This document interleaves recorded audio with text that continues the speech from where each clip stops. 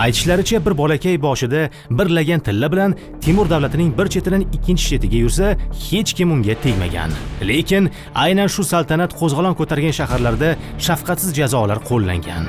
Qanday qilib bitta imperiya bir vaqtning o'zida ham xavfsiz, ham dahshatli bo'la oladi? Avvaliga u katta shuhratga ega bo'lmagan bir zodagon edi. Jahongirlar yetishib chiqqan Markaziy Osiyoda u bor yo'g'i ozgina chorva va yer egasi edi. U Iskandar kabi podshohning o'g'li ham emas edi. Chingizxon kabi qabila boshlig'ining vorisi ham emas edi. Temur xalqni o'zi birlashtirdi. U o'ziga taxt barpo etdi, ammo umrining ko'p qismini egarda o'tkazdi. O'sha davrda Yevropa o'rta asrlar zulmatidan endigina uyg'onayotgan edi. Sivilizatsiya ne'matlari uchun Yevropa sharqqa qarardi. Ipak, ziravorlar, po'lat, chinni va qimmatbaho toshlar barchasi sharqdan kelardi. O'sha yevropaliklar uchun Temurning shon-shuhrati g'ayritabiiy, qudrati esa dahshatli tuyulgan. Temur ularning chegaralariga yaqinlashgach, Yevropa qirollari sohibqiron Amir Temurga maktublar va elchilar yuborishdi. Qanday qilib oddiy zodagon oilasidan chiqqan bir kishi qisqa vaqt ichida shunchalik ulkan va tartibli saltanat qurishga muvaffaq bo'ldi? Bunday davlat tasodifan paydo bo'lmadi. Sohibqiron saltanati 4 ta qat'iy qoida ustiga qurilgan edi. Birinchi qoida: kuch adolatdadir. Ispan elchisi Ruy Gonzales de Clavijoning yozishicha, Temur yo'qligidan foydalangan ayrim mansabdorlar va savdogarlar qonunni buzdilar. Ammo sohibqiron qaytgach, bu ishlarning barchasi xalq oldida ko'rib chiqildi. Qonunni buzganlar kim bo'lishidan qat'iy nazar jazolandi. Moliga ortiqcha baho qo'yib sotgan qassoblar ham, hunarmandlar ham jazodan qutula olmadi. Hatto bosh vazir Amir Dovud ham javobgarlikka tortildi. Amir Dovud o'lim jazosiga mahkum etildi. Clavijoning nazarida bu voqea Temur davlatida o'rnatilgan adolatdan darak edi.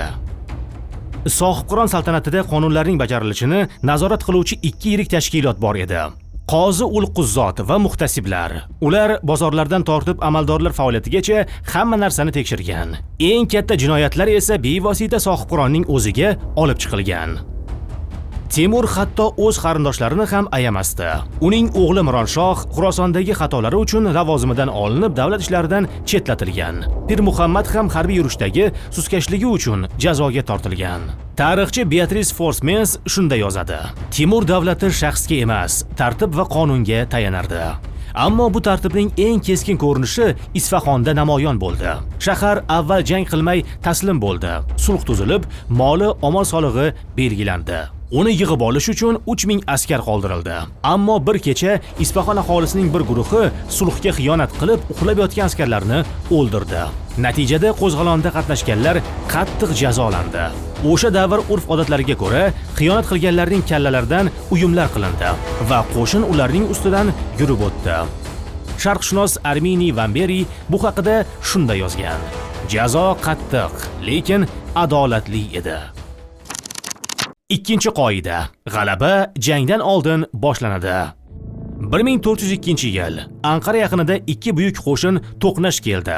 Bir tomonda Usmonlilar sultoni Boyazid Yildirim, ikkinchi tomonda esa sohibqiron Amir Temur. Usmonlilar qo'shini tormor etildi. Boyazid asir olindi. Bu g'alaba tasodif emas edi. Temur hech qachon yutishiga ishonch hosil qilmasdan jang boshlamagan.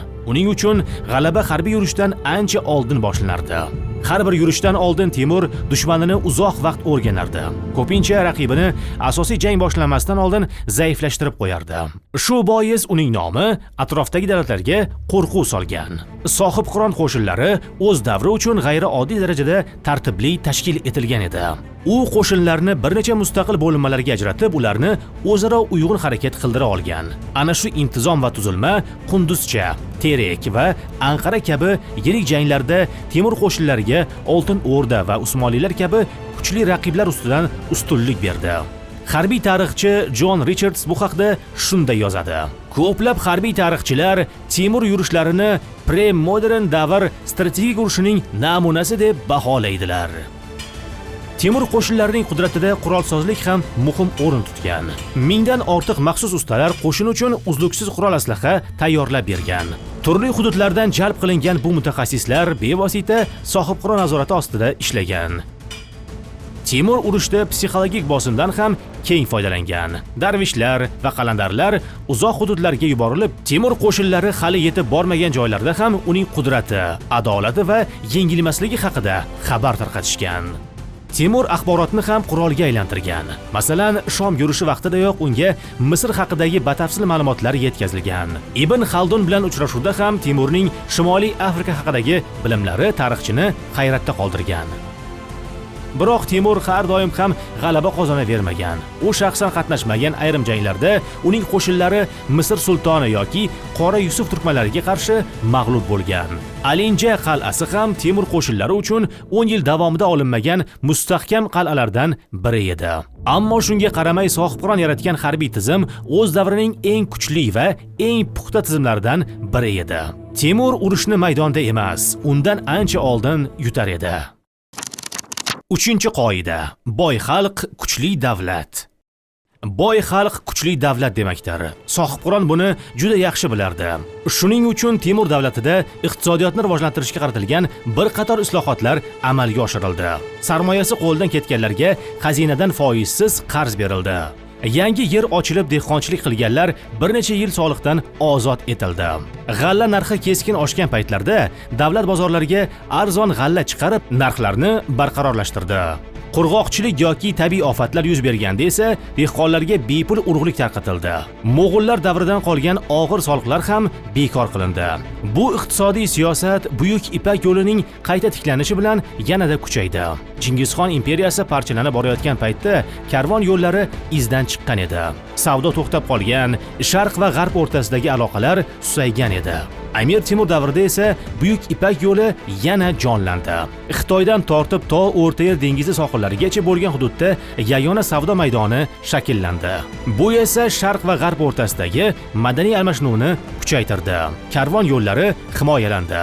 Yo'llar bo'ylab ko'plab bekatlar qurildi.